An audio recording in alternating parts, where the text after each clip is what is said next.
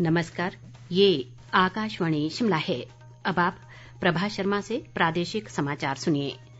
आज के मुख्य समाचार। सरस्वती नदी के पुनरुद्धार के लिए हिमाचल और हरियाणा सरकार ने किए बद्री बांध निर्माण के समझौता ज्ञापन पर हस्ताक्षर। प्रदेश सरकार ने बजट सत्र तक अधिकारियों और कर्मचारियों के तबादलों पर लगाई रोक। सलापड़ जहरीली शराब दुर्घटना मामले की जांच के लिए कांग्रेस ने बनाई अपनी फैक्ट फाइंडिंग कमेटी। और प्रदेश में 22 व 23 जनवरी को भारी बर्फबारी और वर्षा का येलो अलर्ट, स्थानीय लोगों और पर्यटकों को एहतियात बरतने की सलाह। अब समाचार विस्तार से।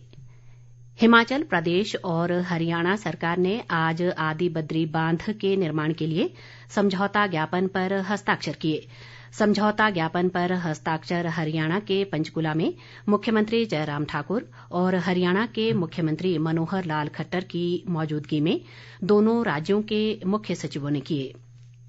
77 एकड़ पर बनने वाली इस परियोजना के माध्यम से सरस्वती नदी का पुनरुद्धार होगा।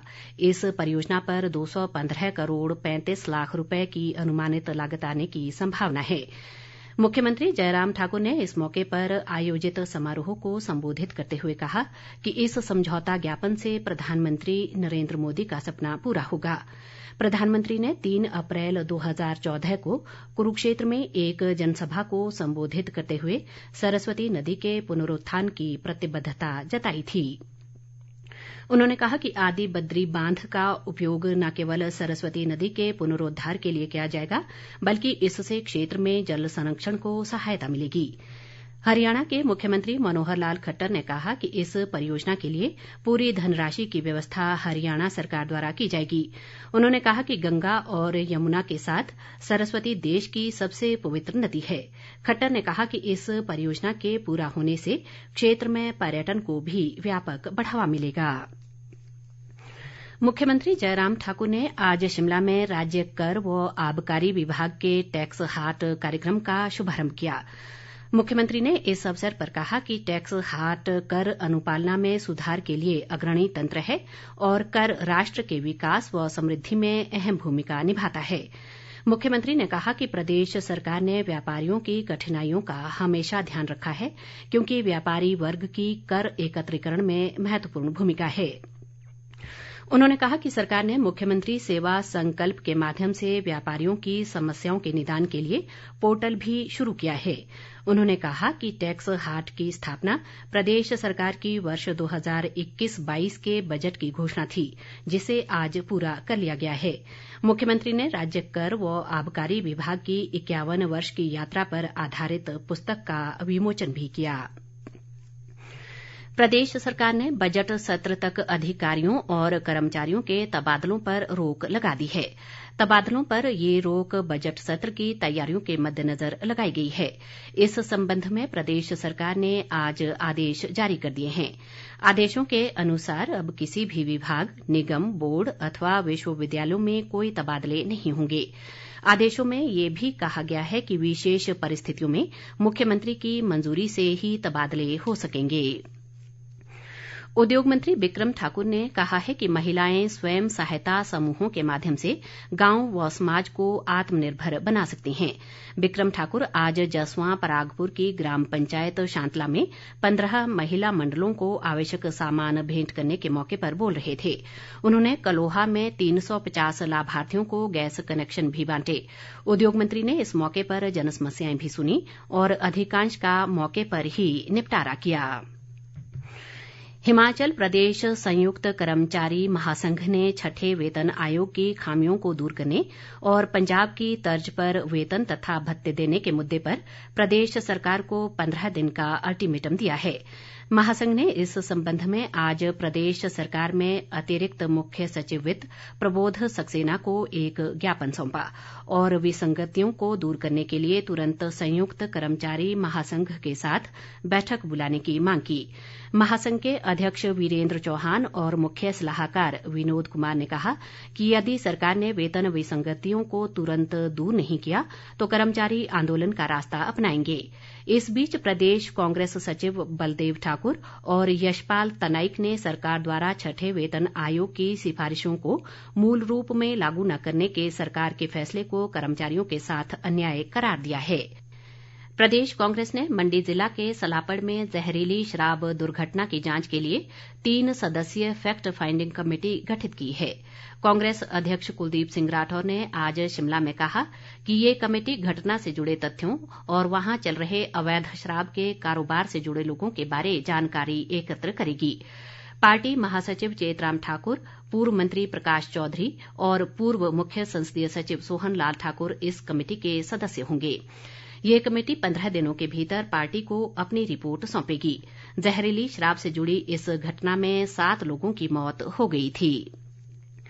इस बीच मंडी जिला के सलापड़ में हुई जहरीली शराब घटना मामले की जांच के लिए गठित 4 सदस्यीय एसआईटी का प्रदेश पुलिस ने विस्तार किया है। मामले की गंभीरता को देखते हुए प्रदेश पुलिस ने इस एसआईटी में 4 और अधिकारियों को शामिल किया है और इसका कैंप ऑफिस बद्दी में स्थापित किया है।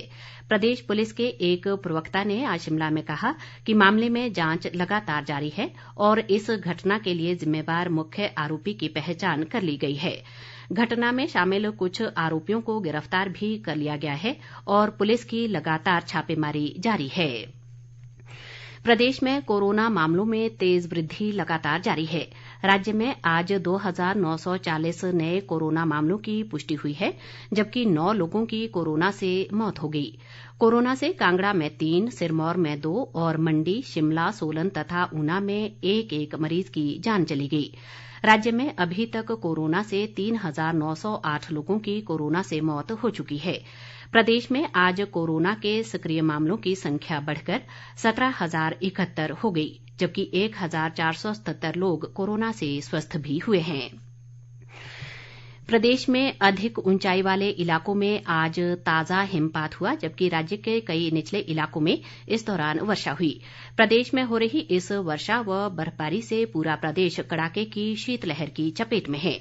राजधानी शिमला में भी आज दोपहर बाद हल्की वर्षा हुई और कुछ स्थानों पर ओले भी पड़े।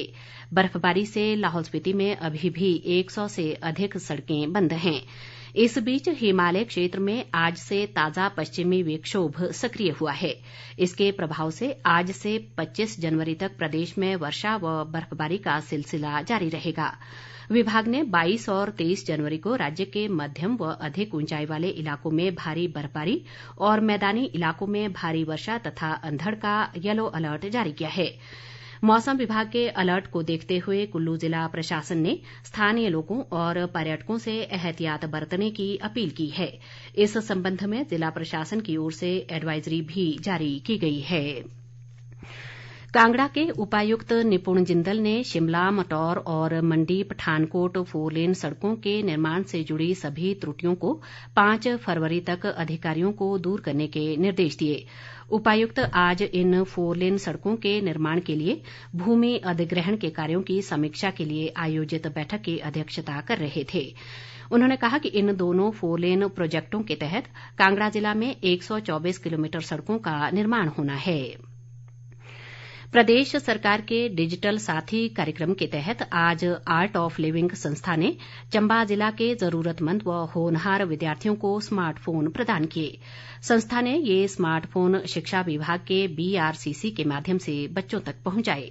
संस्था के मीडिया प्रबंधक मनोज शर्मा ने कहा कि इन स्मार्टफोन के माध्यम से जरूरतमंद बच्चे अब घर बैठे ही आसानी से ऑनलाइन शिक्षा ग्रहण कर सकेंगे।